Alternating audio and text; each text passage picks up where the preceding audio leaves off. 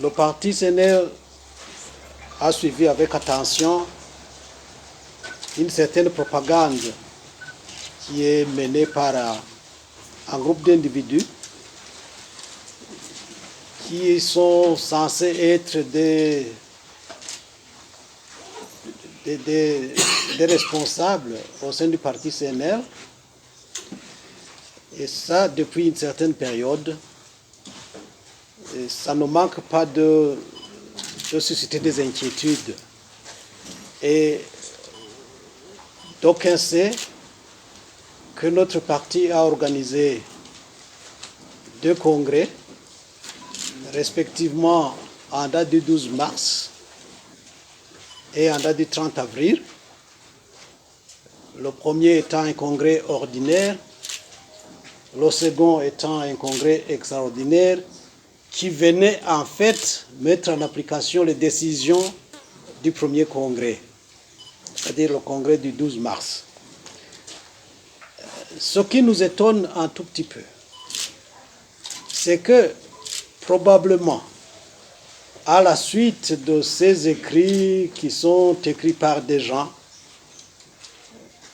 qui, je pourrais dire, ont adopté plutôt une attitude peu recommandable en se prévalant d'être des responsables et qui agissent contre l'esprit des règlements du parti CNL,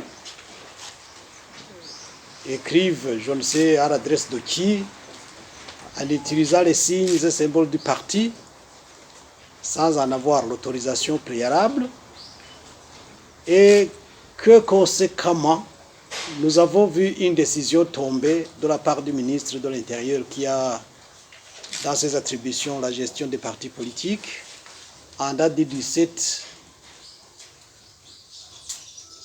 courant, où le ministre dit que les décisions des 2 congrès sont nulles et de nul effet, ni à l'égard des militants du CNL, ni à l'égard des tiers.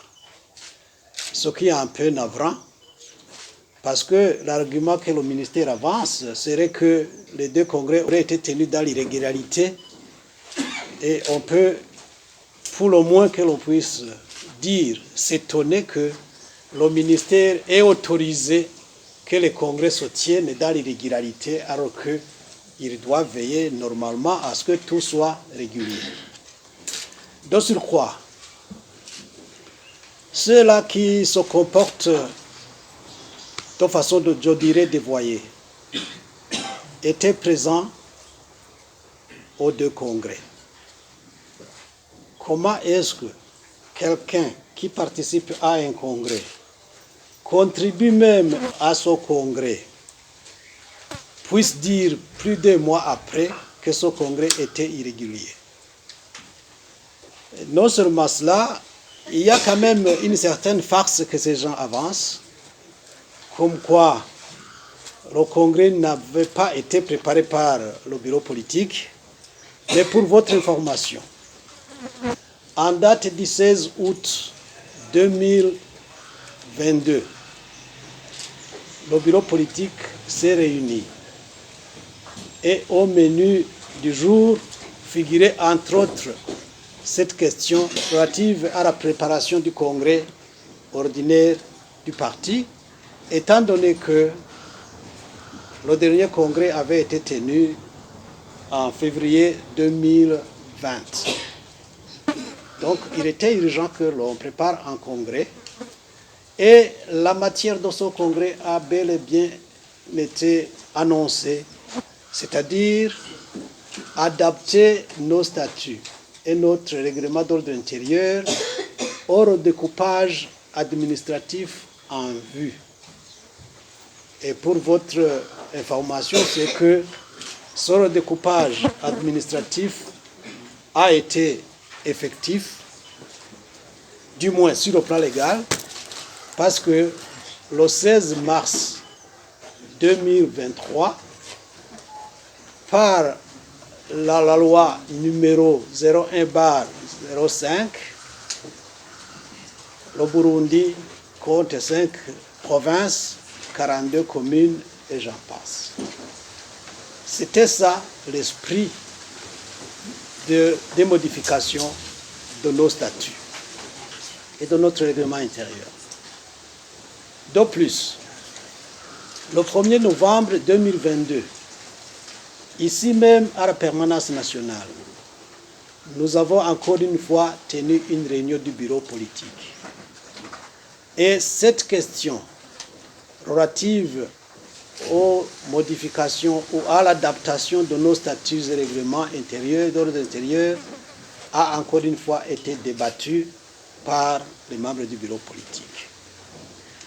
Et pour votre information, les séances du bureau politique ont toujours connu la participation des responsables régionaux du parti, étant entendu que ceux-ci répercutent directement les décisions adoptées par le bureau politique, ils les répercutent aux entités qu'ils représentent, c'est-à-dire les régions.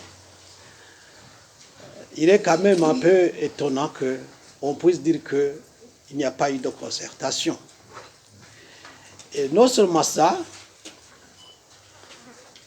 nous constatons quand même que, et c'est dommage, nous constatons que ces gens cherchent à ouvrir un boulevard à l'autorité publique dans l'immixtion dans les affaires internes du parti.